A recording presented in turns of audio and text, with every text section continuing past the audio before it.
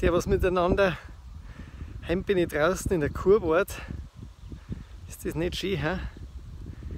Wie die Kühe da hinten so brav beieinander stehen. Sie schauen zu, was man so macht. Ja, und ich habe einen neuen Text gemacht. Der heißt so wie die neue Tour, die hoffentlich jetzt da durchgeführt werden kann in dem Jahr. Die heißt Nachsitzen. Wir alle müssen 1,5 Jahre nachsitzen. Haben uns so tief gespalten und Ries reingezogen, dass wir die erst einmal wieder aufmärteln müssen.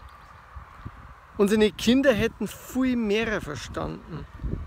Trotz Heimlernen waren sie viel näher am richtigen Gefühl wie wir mit unseren Regeln und gegenseitige Verbote.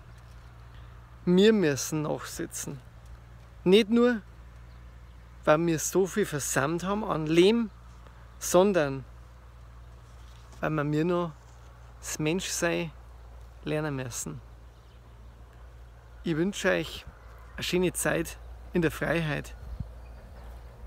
Und wer Lust hat, könnt Sie einmal auf meine Homepage verklicken, wolfgang-hofer.de. Da gibt es einige Bücher zum Kaufen mit bayerischen Texten, aber auch mit anderen. Servus miteinander. Pfiat euch.